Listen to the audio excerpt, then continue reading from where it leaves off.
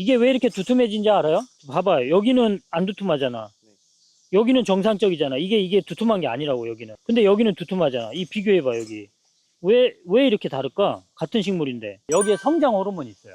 변태를 해야 되잖아요.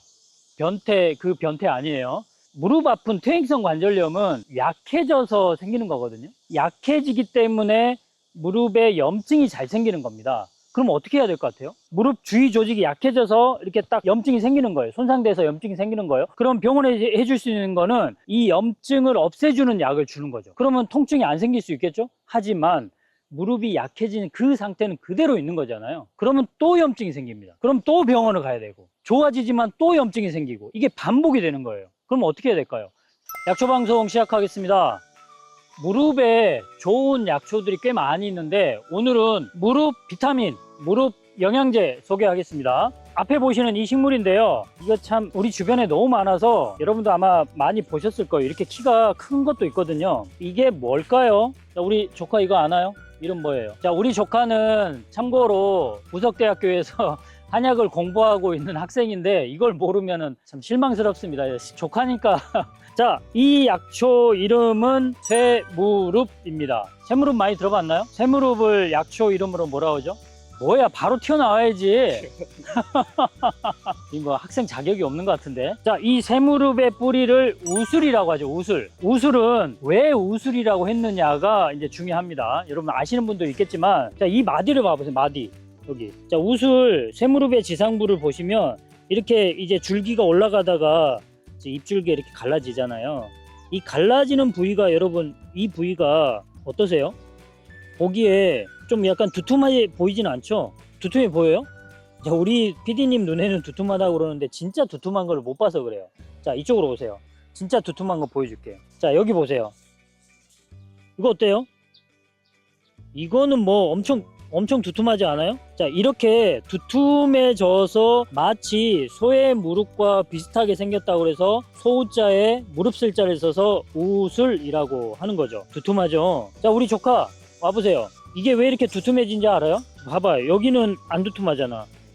여기는 정상적이잖아. 이게 두툼한 게 아니라고, 여기는. 근데 여기는 두툼하잖아. 이 비교해봐, 여기. 왜 이렇게 다를까? 같은 식물인데. 여기는 괜찮고 여기는 두툼하고. 왜 그럴까? 뭐가 쌓인 게 아닐까요? 여기가 뭐가 쌓였다. 자, 우리 조카도 추측해봐. 아니, 영양분? 영양분?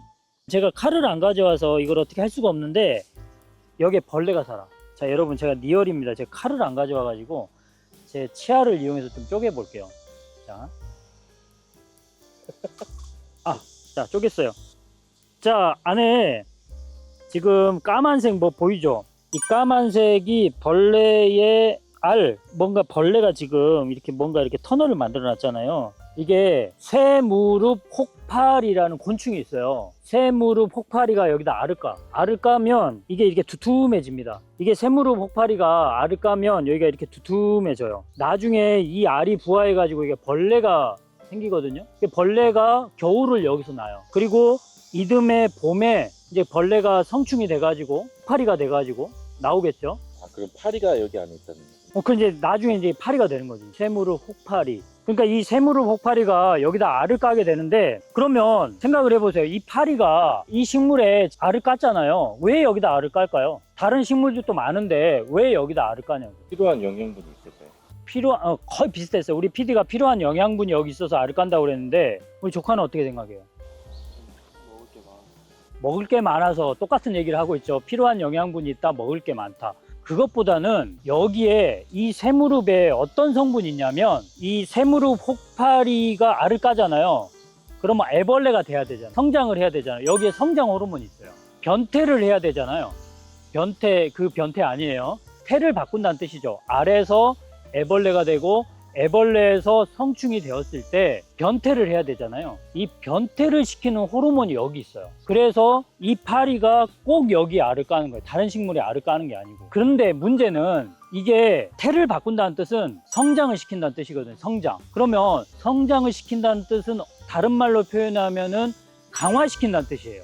뭔가를 강화시킨다. 그래서 어디를 강화시키느냐? 우리가 이거를 복용했을 때는, 물론 이 쇠무릎의 지상부를 복용하는 거 아닙니다, 여러분. 쇠무릎의 뿌리를 약으로 쓰는 거잖아요. 새 무릎의 뿌리를 우리가 약으로 달여서 복용하면 무릎이 강해집니다. 그래서 무릎 아플 때 많이 쓰신다는 건 여러분들이 다 아시잖아요. 근데 제가 이 우슬을 무릎 아픈 사람한테 많이 써봤는데 효과가 있습니다. 그러니까 여러분 이렇게 생각하셔야 돼요. 무릎 아프고 허리 아픈 사람한테 이 우슬을 많이 쓰는데 정말 저는 우슬 들어간 약을 많이 쓰거든요. 그런데 이걸로 완벽하게 치료가 되느냐?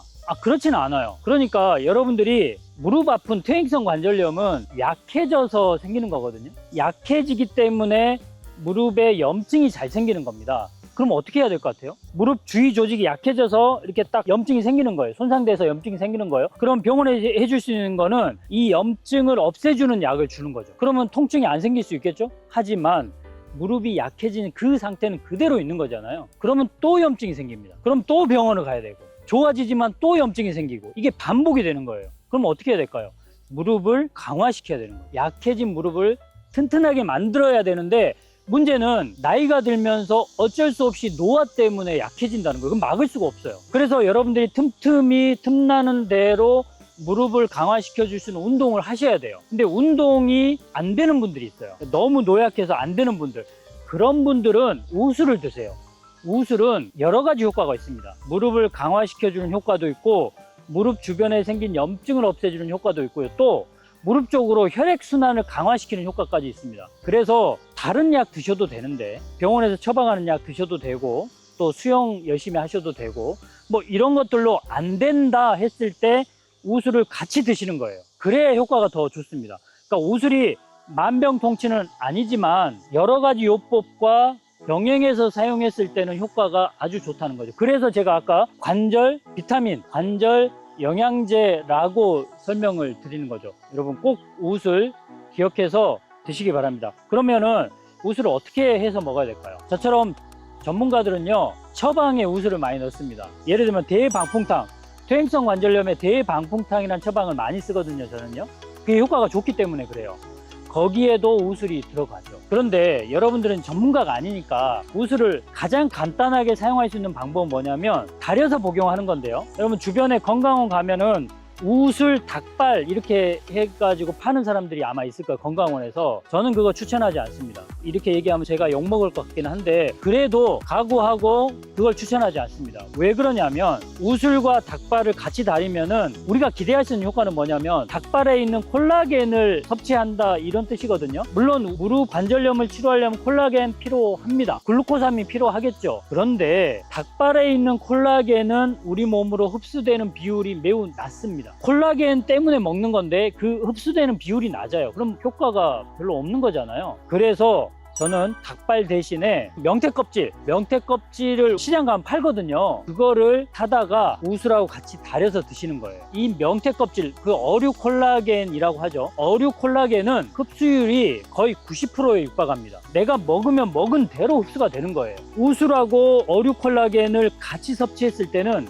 무릎 관절염을 치료한 효과가 훨씬 더 좋게 나와요. 그래서 저도 여러 처방에 어류 콜라겐을 넣기를 저는 여러분 강조합니다. 여러분도 그렇게 해서 드세요. 효과가 괜찮습니다. 오늘 우슬을 설명해 드렸는데 무릎 아프신 분들 기억했다가 드시기 바랍니다. 저희 약초 방송은 여러분들이 건강해질 때까지 달려가겠습니다. 여러분들은 좋아요로 응원해 주시면 저는 좀 행복할 것 같아요. 왜냐하면 좋아요가 있어야 정성 들여 찍은 영상이 많은 사람들한테 노출이 되거든요. 그거는 제가 할 수 있는 일이 아니고 여러분이 할 수 있는 일이고, 여러분이 좋아요 꼭 눌러주시기 바랍니다. 저는 다음 시간에 또 찾아오겠습니다. 지금까지 약초교수 조경남이었습니다.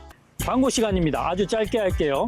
제가 약초를 가르치면서 자부심을 얻는 거는 뭐냐면 배우신 분들이 너무 좋다는 거예요. 어떤 게 좋나요? 제 동생이 여름에도 그 전기장판 깔고 있었는데 그 약 먹고 나서 저랑 같이 제주도 여행 갔다 왔어요. 야, 정말 좋네요. 자, 또 어떤 게 좋아졌어요? 교수님 추천해 주시는 약을 먹고 어지럼증이 심했는데 네. 너무 좋아졌어요. 지금 팔팔 날아다닙니다. 또 있어요? 허리 디스크가 있었는데 교수님 추천한 약 먹고 굉장히 좋아졌습니다.